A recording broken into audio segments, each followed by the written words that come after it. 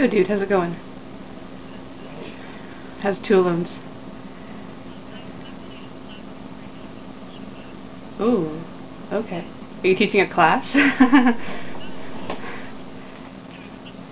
Not much, not much. I have to call Danielle, but I want your opinion. I'm not sure what to do about taking down the show.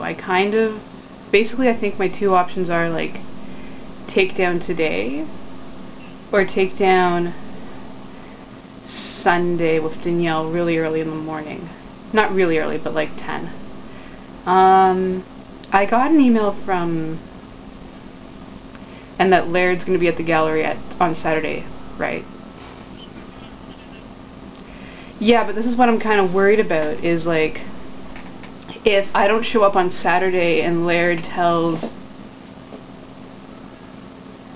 only if you're free, man, like if Laird like tells Kristen like Laura didn't show up, that might make her inclined to come all the more early if she thinks she has more work to do. Like, I'm gonna talk to Danielle about it, but I kind of agree with Sunday.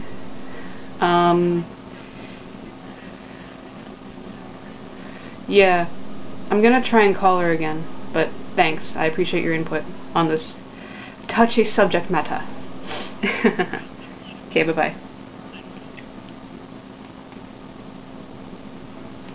So let's call Danielle. Call me back as soon as you can. I want to take down on Sunday with you, and I want to make sure that's going to be okay.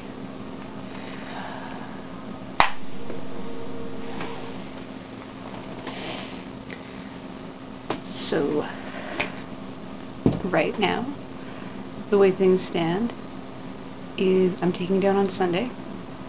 I just am trying to make sure that's all cool. And things have been really interesting the last couple days. Yesterday, Jermaine Coe came to OCAD, and she critiqued my work, apparently, even though I wasn't there. Danielle's work, Kristen, another classmate of mine, and she gave a talk.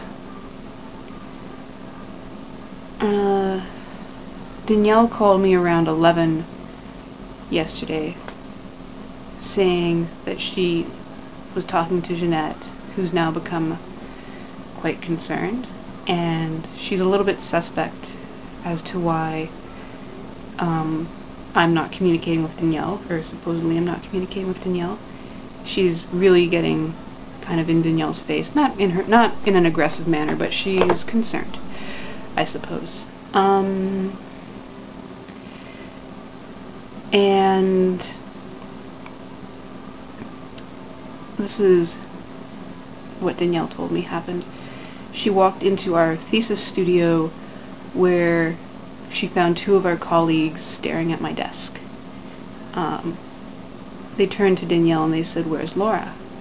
Do you know where she is? Her coat has been here for weeks."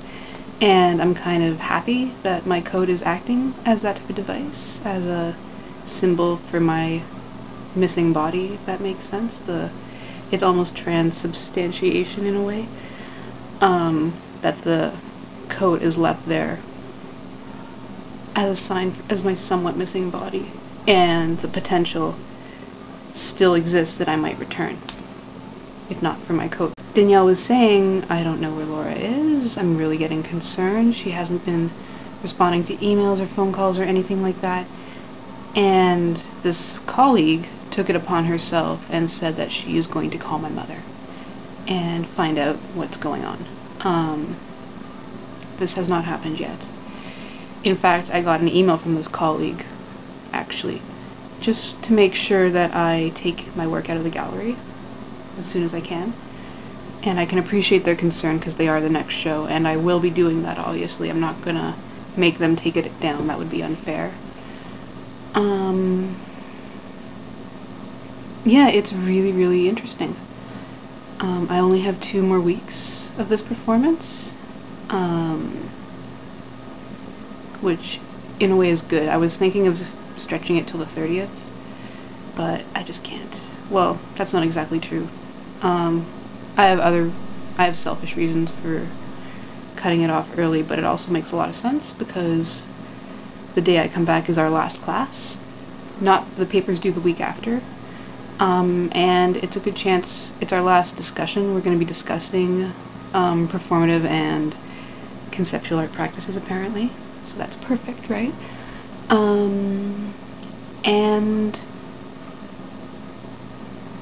then I'll come back and hand in the thesis paper March 30th. And my thesis panel is the 25th of April, which also happens to be my birthday, which is obviously very symbolic in its own right.